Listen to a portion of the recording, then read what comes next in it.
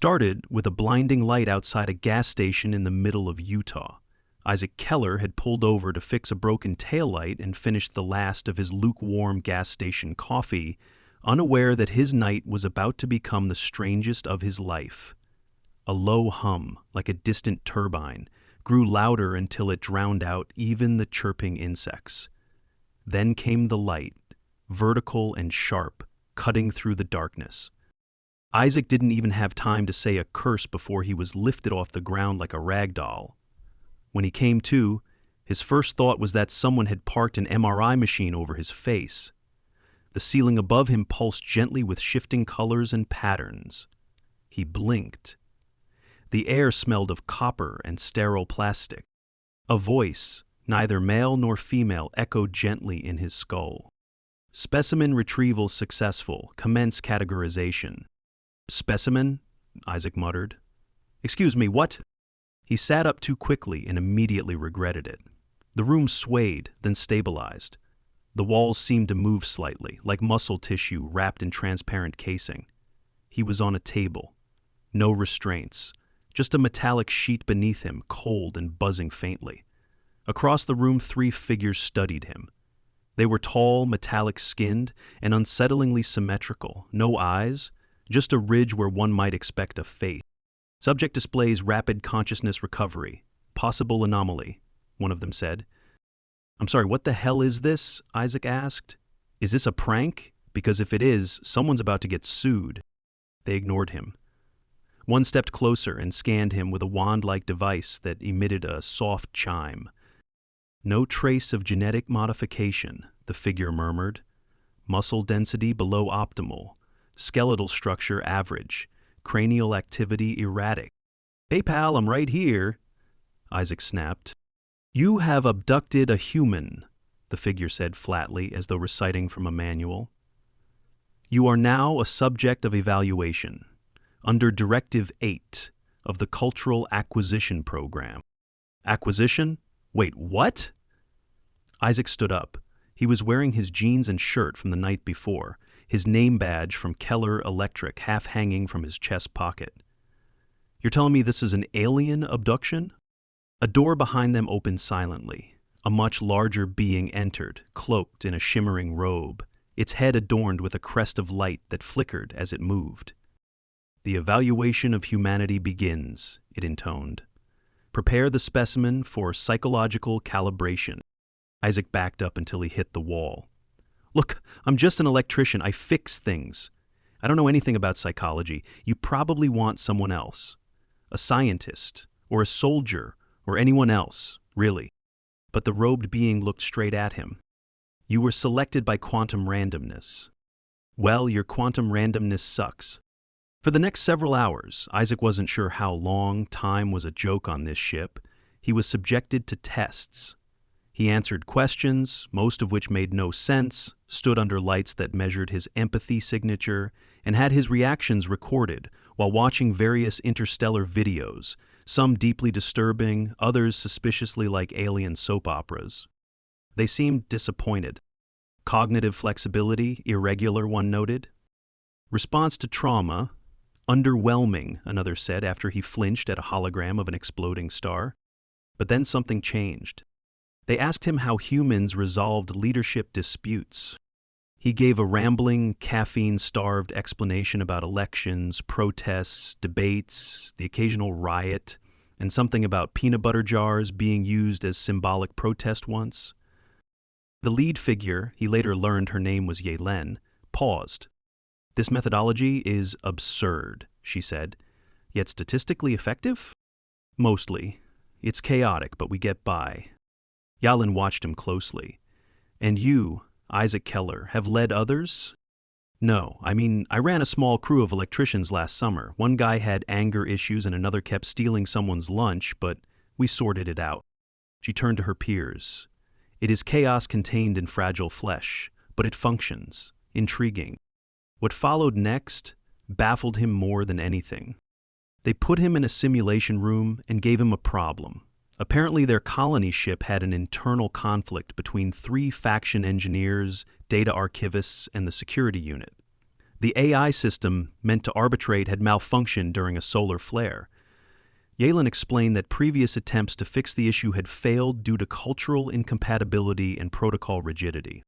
"We require leadership that adapts irrationally," she said. "You will mediate." "I am not a therapist," Isaac protested. "I'm not even that good at HR stuff.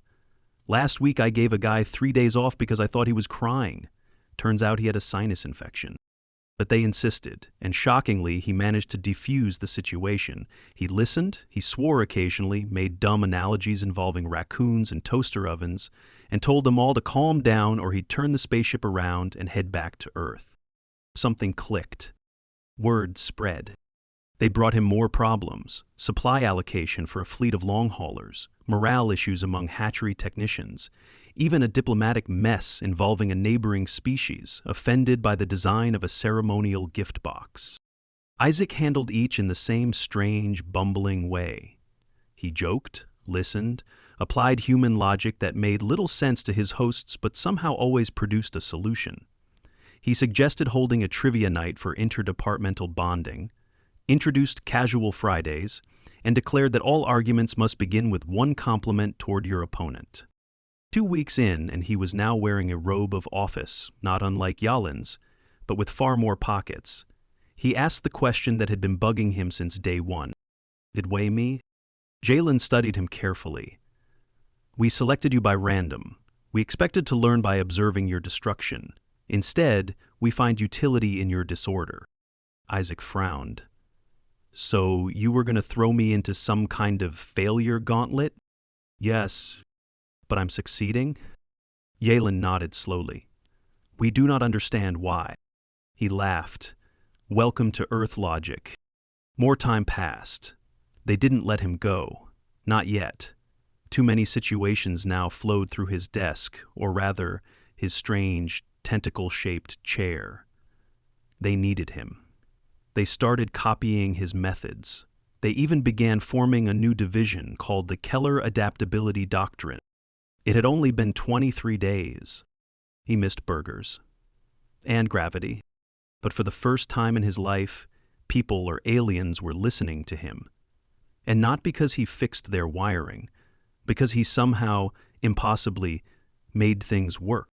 At night, in his small sleeping chamber, Isaac sometimes laughed himself to sleep. Aliens had kidnapped the wrong person. And now, he was becoming their leader. Isaac had expected the novelty to wear off. Maybe by week 5 they'd realize he was making it all up as he went along, but instead, his influence had spread like spilled coffee on a white shirt, noticeable, unplanned, and irreversible. The ship, named Vorash Kel 7, now carried an entirely new schedule system, dubbed Keller's Clock, built around Earth's 24-hour cycle to better accommodate his sleep, whatever this is, pattern. No one slept, like humans on this vessel, but now they mimicked his downtime with alarming dedication. There were even signs posted outside quarters reading, "Do not disturb, human rest cycle in progress." What began as alien curiosity morphed into admiration bordering on superstition. Still, Isaac stayed grounded, partly because he had a nagging ache in his shoulder from the ship's gravity shift incident, and partly because he couldn't stop worrying about the fact that they'd medically examined him on day 1, but hadn't mentioned a thing since. Then came the stumble. During a meeting with an envoy of the Braki, a reptilian race with rigid social hierarchies, Isaac accidentally broke their core etiquette by sitting before their speaker had coiled. Apparently, seating order dictated respect. The Braki ambassador screeched and stormed out. Isaac, confused and slightly dehydrated, stood up too fast, hit the side of the table, and fell awkwardly, catching all his weight on his left hand. It hurt. A lot. "I think I broke something," he said through gritted teeth. One of the nearby technicians scanned him and hesitated. "Fracture in the distal radius, confirmed." "Great," Isaac muttered. "Can we wrap it up and move on?" Yalin stepped forward.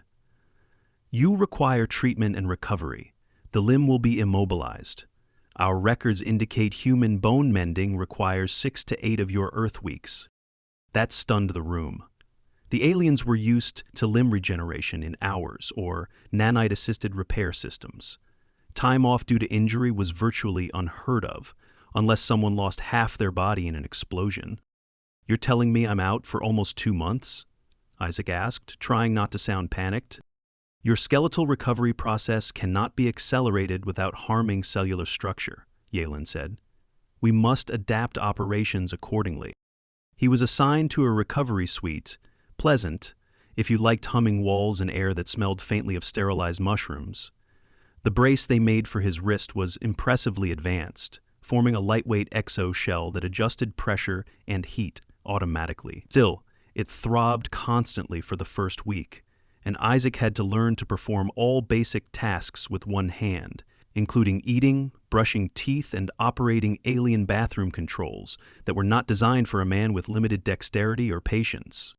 But what truly unnerved him was how the aliens responded to his pain. They watched, not with cold detachment, but with quiet awe. The engineers from the propulsion sector sent him a fruit arrangement, or something like it. It hissed softly. The security division began implementing human pain protocols based on his grimaces. Even the Brockie, who had initially caused the whole incident, returned to offer an apology cube, which played soothing ocean sounds when activated. The injury, ironically, made them trust him more. "You continue functioning despite impairment," Yalen observed during his second week of recovery. "It inspires. We would cease activity for repair. You proceed." Isaac winced as he tried to peel a wrapper off a snack with one hand. "Well, yeah, because the world doesn't stop when you get hurt. We keep going, even when it sucks." She tilted her head. "But why?" He chuckled softly. "Because we have to. Sometimes the pain means you're still alive, and if you're still alive, you get up and try again. We don't get regeneration. We get time and stubbornness." By week 3, he returned to work part-time, arms still braced. The crew had adjusted beautifully. Meetings were shorter, tools redesigned, and even chairs modified for ergonomic comfort after his earlier fall. He started receiving strange requests from departments across the ship. "Would you review our sleep cycles for adaptability lessons? Please explain how humans cope with existential dread. Is the middle child syndrome a viable hierarchy disruptor?" He did his best, answering each with a mix of honesty and semi-informed guesses, always wrapped in dry humor. To his surprise, they lapped it up. They weren't just studying him anymore, they were emulating it. By the 4th week, he was summoned to the High Council chamber, an orb-like room filled with floating consoles and ambient music designed to evoke neutrality. "Your leadership efficacy exceeds projections," said the council head, a being named Osserin, whose torso resembled a branching tree made of glass. "We propose a formal elevation. You will become our CRI figurehead, Central Adaptive Response Executor." Isaac blinked. "You're making me the official leader?" "The title is symbolic," Yalen added, "but your decision-making will influence all civilian fleet units. 17 systems, 500,000 beings." He stared at them. "I'm not trained for this. I've got a busted wrist, a GED, and a tendency to talk to vending machines when I'm tired." "That is precisely the resilience we value," Osserin said. He laughed in disbelief, then paused. "I want one thing, if I accept. State your requirement. Full access to medical data on humans aboard, and I want a say in who gets pulled from Earth next time." There was a pause, then nods of assent. Isaac stood, stiff from sitting too long. "Then sure, why not? But someone's getting me a cheeseburger eventually, or at least something that bleeds when grilled." As he walked back to his quarters, flanked by a procession of various alien officials now mimicking his casual gait, Isaac shook his head. Aliens had definitely kidnapped the wrong person, and somehow he was slowly becoming the right one. Isaac sat in what the crew now affectionately called the Earth Room, a habitat simulation chamber modified for his comfort. It had a fake blue sky, synthetic grass, and even an artificial breeze that occasionally got stuck blowing in only one direction. He didn't mind. He was sipping an abomination that tried to imitate lemonade, sour, fizzy, and unsettlingly warm. He was halfway through updating his recovery journal when two medical staff entered without warning. Both wore transparent coats that shimmered slightly under the light, each holding a tablet. "We've completed your third cycle scan," the taller one said, not even pretending to make eye contact. "The wrist is healing as projected. Full function expected in 21 Earth days." "That's good," Isaac said, stretching his fingers carefully, "because writing left-handed is turning me into a caveman. We've also concluded a broader biometrics analysis. Your recovery metrics have prompted reevaluation of human endurance capacity." He blinked.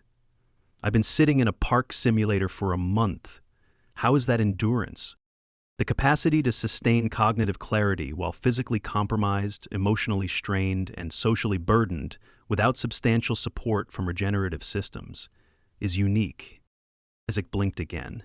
"You people think being miserable and tired is a superpower?" They exchanged a look. The smaller one shrugged. "Statistically, yes." As the door closed behind them, Yulin entered. She was carrying a polished case about the size of a cereal box. "What now?" Isaac asked. "Alien Sudoku tournament?" She placed the box before him and opened it.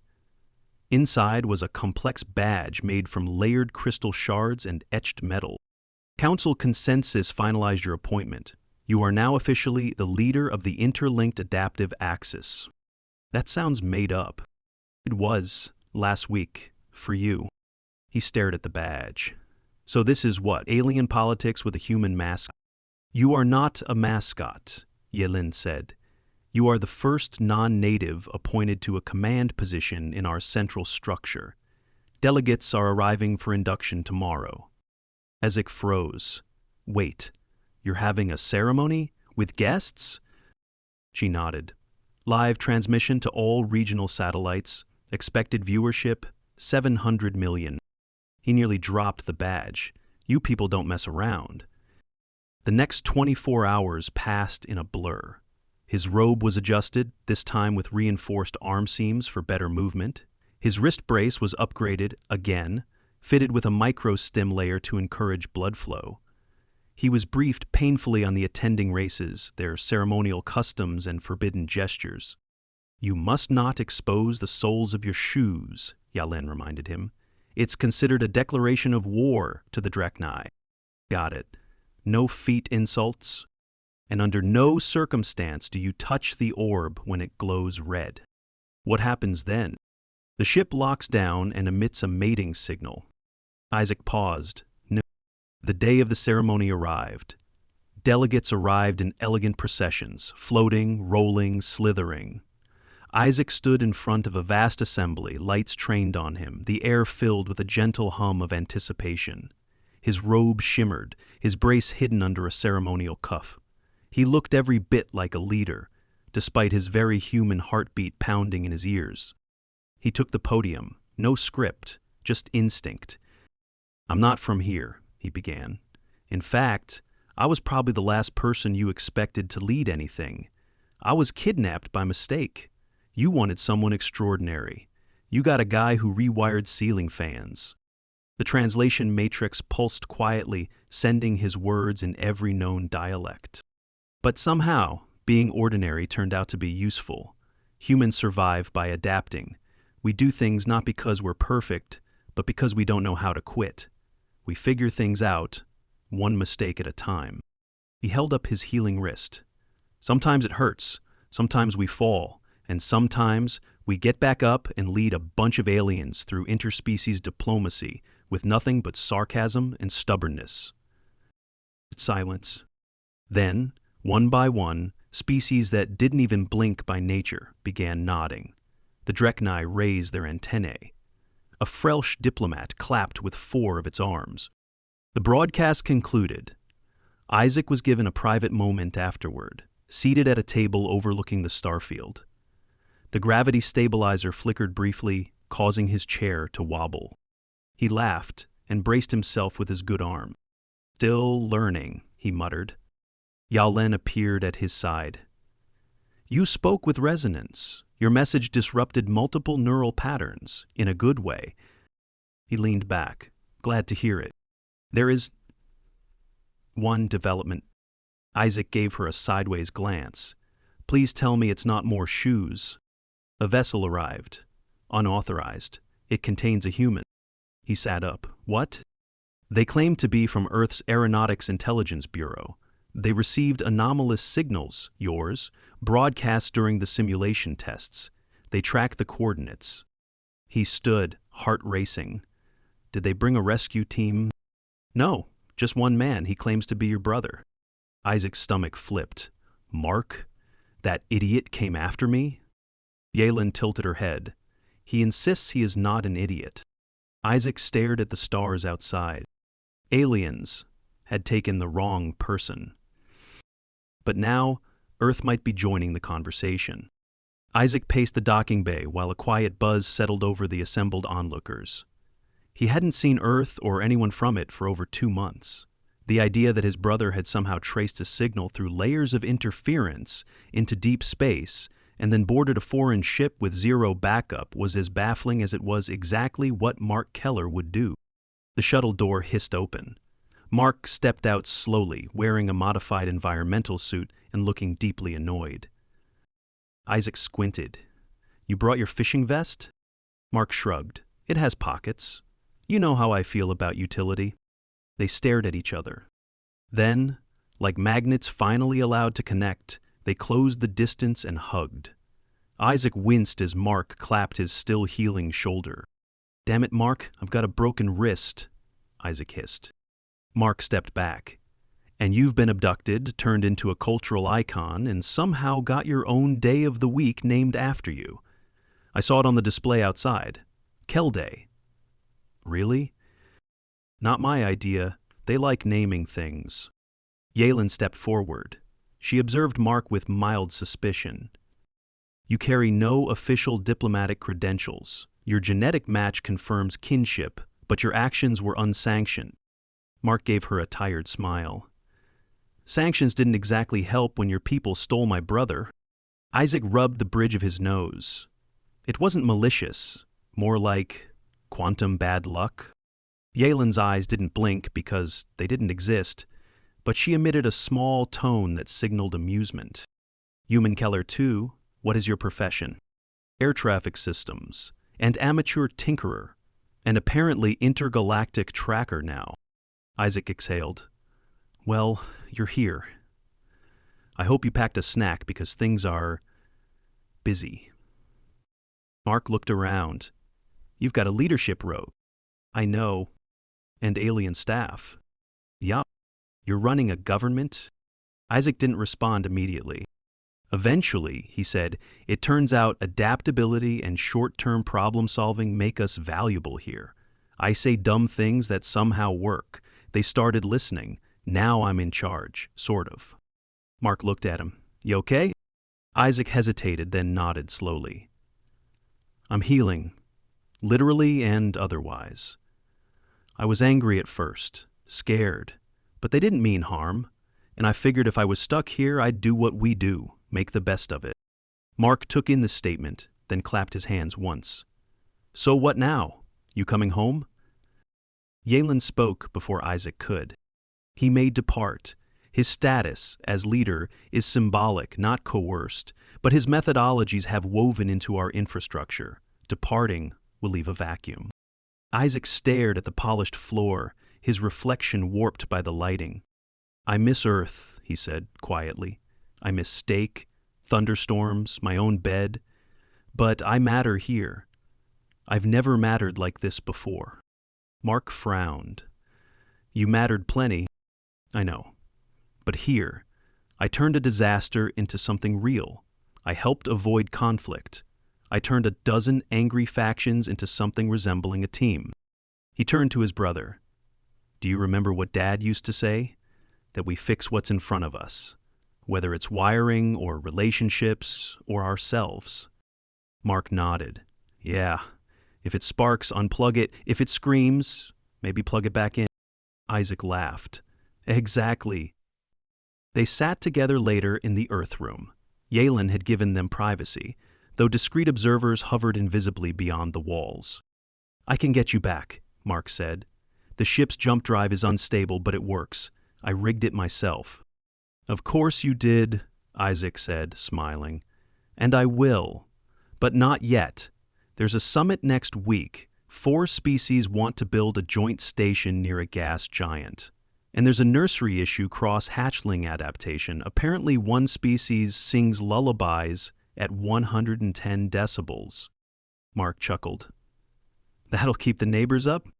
I've got people, beings, counting on me, and weirdly, I'm good at it." Mark took a deep breath. "Then I'll stay a few weeks, help out, maybe streamline some of this chaos. These navigation maps are a mess." Isaac looked at his brother. "Yeah, that'd be good." In the days that followed, Mark integrated quickly. He fixed half a dozen routing bugs in the orbital control systems and improved the flow of interdepartmental messages using color-coded icons that made Yalen publicly declare him moderately brilliant. Isaac's wrist brace finally came off. His arm was stiff, but functional. The medical team was shocked at how consistent human healing stayed with minimal interference. No shortcuts, no miracles. Just time, rest, and sheer human stubbornness. Eventually, they broadcast a final message to Earth, an official declaration of goodwill, and an invitation to send proper diplomatic liaisons. Isaac appeared in it wearing a new version of his robe, simpler, but adorned with a single stitched lightning bolt over the chest, a nod to his past.